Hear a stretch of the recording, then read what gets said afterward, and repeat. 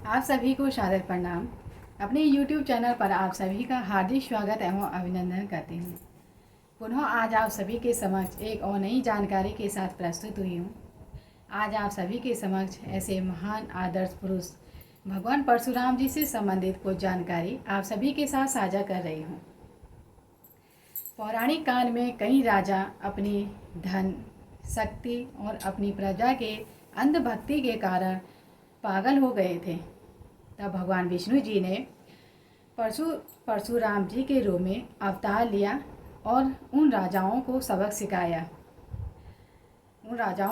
सिखाया और धरती पर शांति स्थापित की। भगवान परशुराम जी भारतीय ऋषि परंपरा की महान वाहक थे। उनका शस्त्र और शास्त्र दोनों पर समान अधिकार था। वे भगवान विष्णु जी के 6वें अवतार माने जाते हैं। उनका प्रभाव त्रेता युग से लेकर द्वापर युग तक माना जाता है। उनका जीवन एक आदर्श पुरुष का जीवन था। भगवान परशुराम जी के पिताजी का नाम महर्षि जमदग्नि और उनकी माता जी का नाम रेणुका था। उनका जन्म एक पुत्रेष्टि यज्ञ के बाद और देवराज इंद्र के वरदान के बाद हुआ था। उनका जन्म वैशाख शुक्ल की तृतीया को हुआ था, इसलिए अक्षय तृतीया के दिन ही भगवान परशुराम जी की जयंती मनाई जाती है। भगवान परशुराम जी के पितामह ने उनका नाम राम रखा और भगवान शिव के द्वारा प्रदान किए गए परशु के कारण उनका नाम परशुराम पड़ा। भगवान परशुराम जी की शिक्षा दीक्षा महर्षि विश्वामित्र और महर्षि ऋचिक के आश्रम में हुई थी। महर्षि ऋचिक ने परशुराम जी की योग्यता को देखकर अत्यंत प्रसन्न हुए और उन्हें सारंग धनुष उपहार में दिया। भगवान परशुराम जी अपनी प्रतिभा और दैवीय गुणों से प्रभावित होकर ऋषि कश्यप जी ने उनको अविनाशी वैष्णव मंत्र प्रदान किया। भगवान परशुराम जी ने भगवान शिव की घोर तपस्या की। भगवान शिव ने परशुराम जी की तपस्या से प्रसन्न होकर उनको अपना विदुधवी नामक अस्त्र परशु उन्हें प्रदान किया और शिव से ही उनको त्रैलोक्य विजेता कवच और कल्पतरु मंत्र भी प्राप्त हुए। भगवान परशुराम जी अपनी अद्भुत शिक्षा से उन्होंने अपने समकालीन कई गुणवान शिष्यों को युद्ध कला में पारंगत किया।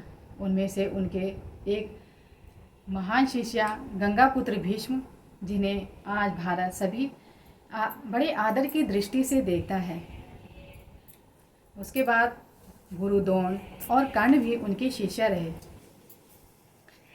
भगवान परशुराम जी का उल्लेख भारत के हमारे सनातन धर्म में दो महाकाव्यों रामायण और गीता में उनका उल्लेख मिलता है।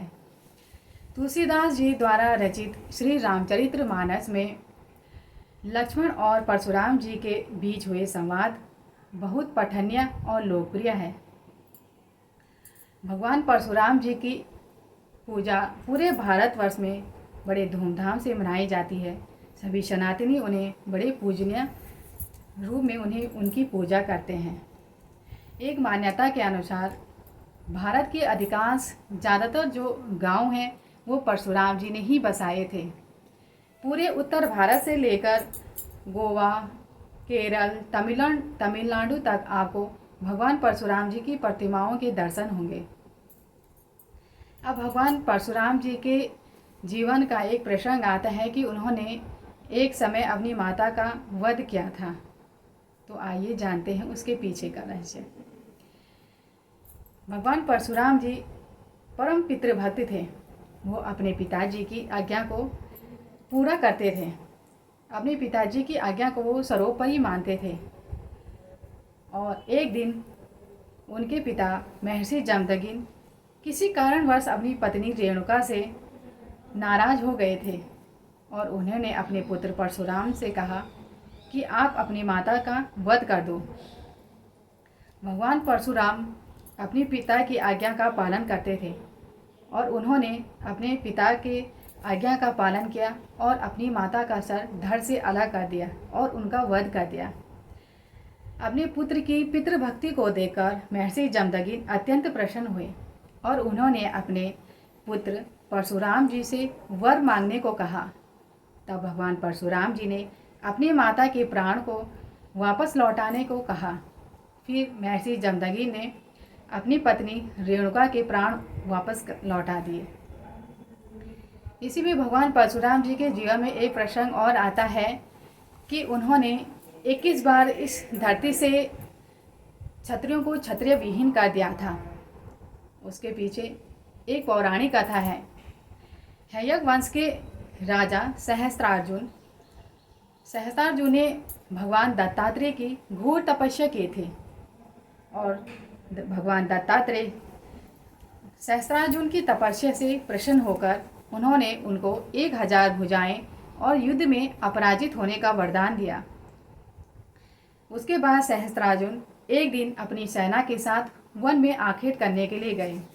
जब वो वन में आखेट के लिए गए तब वो अपनी सेना के साथ ऋषि जमदग्नि के आश्रम में पहुँचे।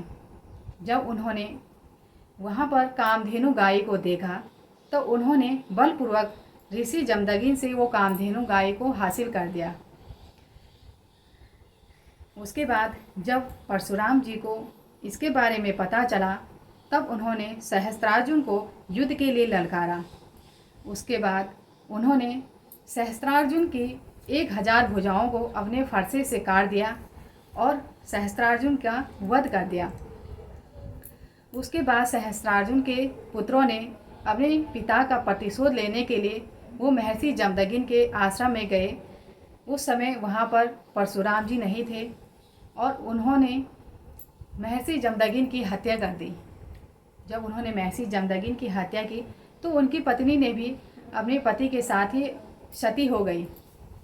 जब परशुराम जी को इस बार का पता चला तब वो हैयक वंशीय महिष्मति में उन्होंने आक्रमण किया और सारे क्षत्रियों का उन्होंने वहाँ पे नाश कर दिया और अपने क्रोध को शांत करने के लिए उन्होंने 21 बार इस धरती से क्षत्रियों को क्षत्रिय विहीन कर दिया।